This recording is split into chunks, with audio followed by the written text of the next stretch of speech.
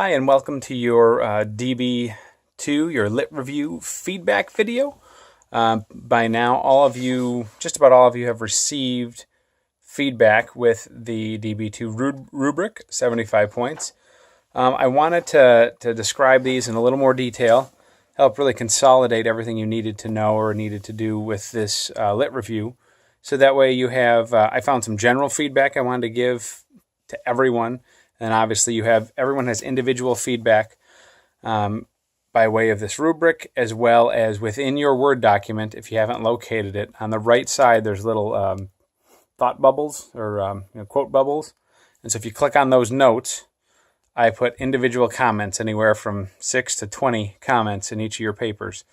So I didn't go through and find every little catch. So if you cited something in APA format and used it improperly, I didn't go through and flag each and every instance of that. I flagged and said, see APA format, write out the word and, or use the ampersand, or use a parentheses, little details. Basically, I just redirected you back to the APA format, either through Lit Review or Week 3.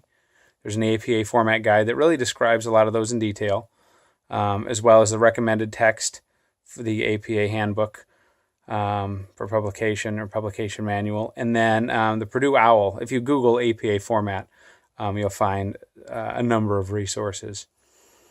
So let me just talk through this from the beginning. So number one, research question, hypothesis, and sub-questions stated in 1 to 2 paragraphs before the lit review begins. So overall, right, so this starts with literature review, and then there's this paragraph. And a lot of you did this great. So the idea is that there's a few transition sentences that set the stage, and then you get into your research questions. So you want your main research question. You need your hypothesis. A couple people left out your hypothesis. We don't want the null hypothesis. Saw a few of those. And then the sub-questions, so that all that can be stated in paragraph form. You're welcome to put it in bullet point form or number it, as some of you did. But it's also appropriate to just write it out in paragraph form.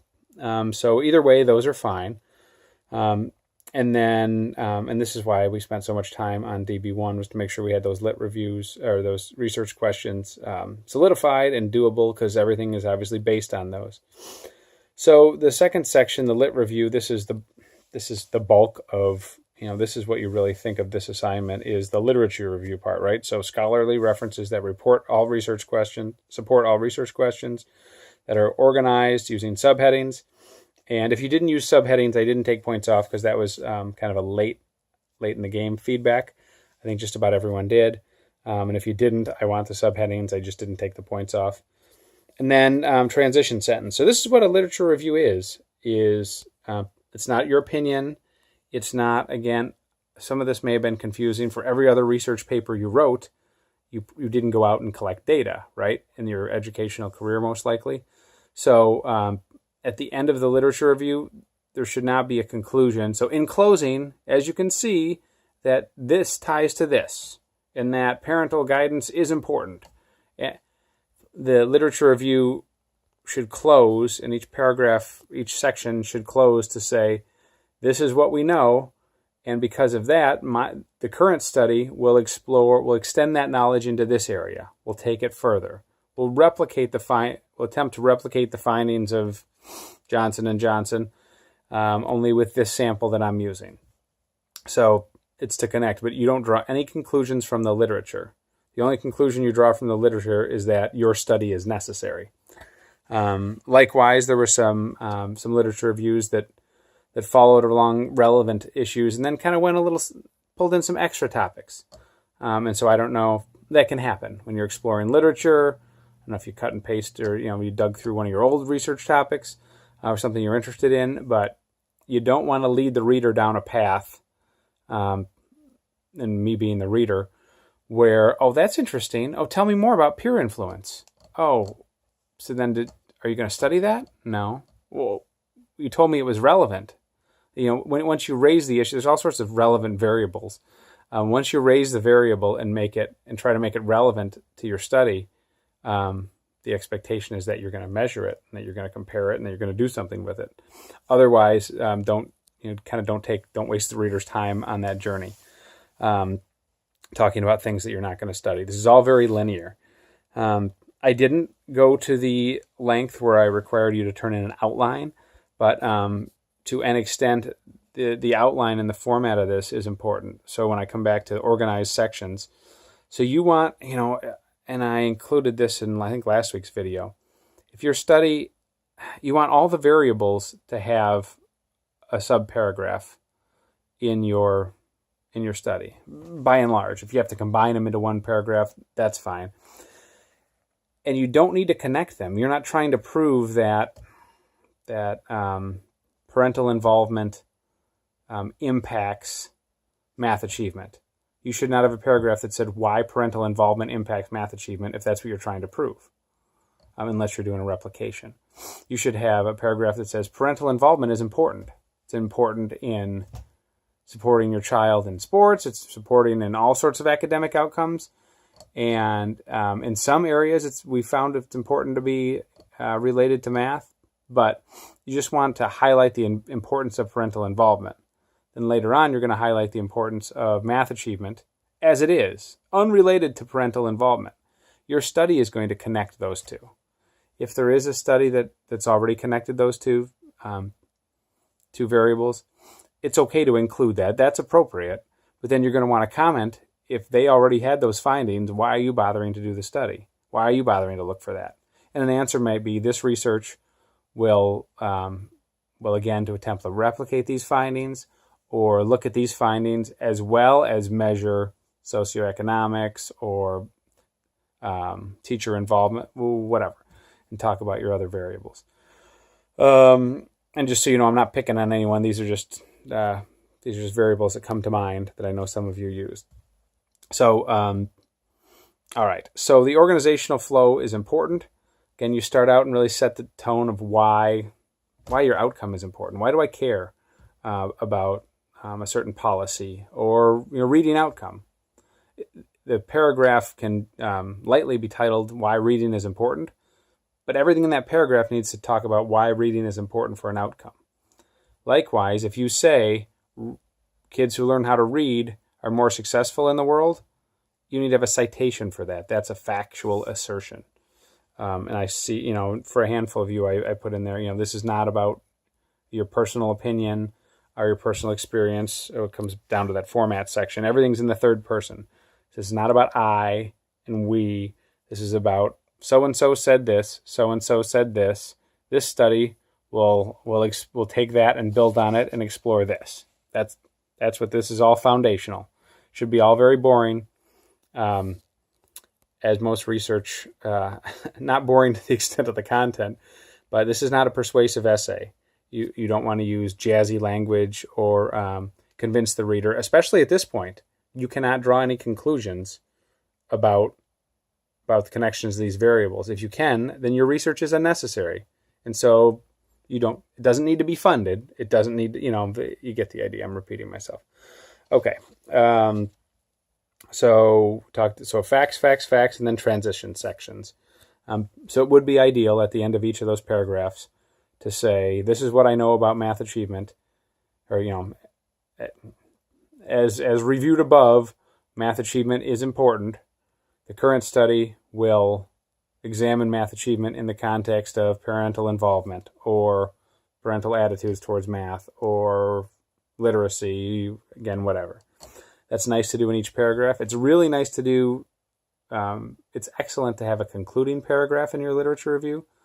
It says, based on the literature reviewed above, we know that math's important, parental involvement's important, literacy's involvement, policy's important, socioeconomics is important, and then cite all, throw the citations in there. Because of all these things, this study will examine all these variables in the context of this study. And then the next page will turn over to your methodology, which we'll talk about, which we'll be seeing here. All right, so reference section. This is both an easy 10 points and a not so easy 10 points, right? So you need 10 to 12 references. It's okay. I didn't take points off if you had more. You don't want to bog this down, and this is not necessary to have 25 references. Nobody did. And then APA format. So again, check the handbook, check the Purdue OWL, check whatever. Probably the most common mistake I saw, and they need to be in alphabetical order. Where you put the and versus the ampersand, and where the parentheses go, and then the citation is over after you list the page number. I'm thinking of for journals. So the day you found it, or some of the web pages and all that come up through the library search. So that's not relevant. That's not appropriate in the reference section. It may, when it finds it for you, it may kick that out, right? It may even put the reference in APA format for you, but that's not part of it. If you didn't include that, you probably don't know what I'm talking about, but there's certainly probably 4 or 5 of you who did. So that's relatively straightforward. It's just tedious and obnoxious, but that, like turning in on time, is potentially 20 easy points, right? Even like the research question and hypothesis. If you stated your research question and your hypothesis and all the sub-questions, you got 10 points. So 10, 20, we're already at 30. Format, I know it's said there several times, right? Written in third person, not first person. So professional written language. The actual citations were in APA format. So again, so maybe that's a little tricky, but you just have to go back and be diligent about that. The first time you cite something with multiple authors, you write all the authors. The second time you cite it, it's first and second author. First and second author, first author et al. In the publication year. It is what it is. It all has to be in universal, that APA format. And then professional written language. So I appreciate I didn't find any spelling errors, any particularly troubling use of language. I had some paragraph issues here or there, and then some kind of colloquial figures of speech. So this is professional written language. So it's not, this blew their mind, or it was, it was hard for them to get their head around. Well, I appreciate that. And you may even find that in a textbook or a news review or whatever. But for the purposes of this paper, you want that all to be professional. So you want to describe these things in professional language. That is all I have for this broad review. Again, so many of you may or may not have turned in your db3 already, which is due on Sunday at midnight. And then we have a couple more weeks for you to revise db2. I would encourage you to take my feedback. Please take it constructively and positively. Don't sweat the points. I put out the average grade so people would get the sense that everyone had an area or two that they struggled with. No one submitted a perfect review, I don't think.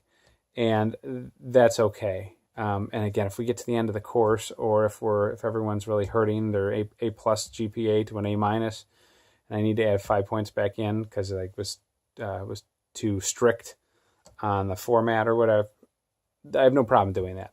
What I needed was a solid playing field, a clear rubric, and so I graded everyone. So I would grade everyone evenly and fairly, and that's the grade you got, right? That's out of 35 points. If you end up with 22 out of 35 points, that's what it was worth because it was missing these elements. If you have specific questions about the elements you're missing, or if I gave you feedback about tying this to the research question and you're not sure how to do that, feel free to email that back to me and say, hey, I couldn't find any research on this variable on, like a number of people participating in an activity. I think someone had that. So you can say that, another factor that was the research for this variable. To date, there are no current studies that explore this, so the current study will provide new information there. Just be encouraged. This is great work you did. Obviously, most of my feedback was critical, but I'm trying to be as positive as I can now. Everyone did a great job. You should be proud. And again, most of your paper is written. This is kind of the fun part. You're going to knock through the methods, and then you're going to gather data and see what it says. So, but I would, while this is fresh, I would make these corrections and look forward to seeing your DB3s, and then in a couple weeks, your DB4s. Email me if you have questions. Thanks.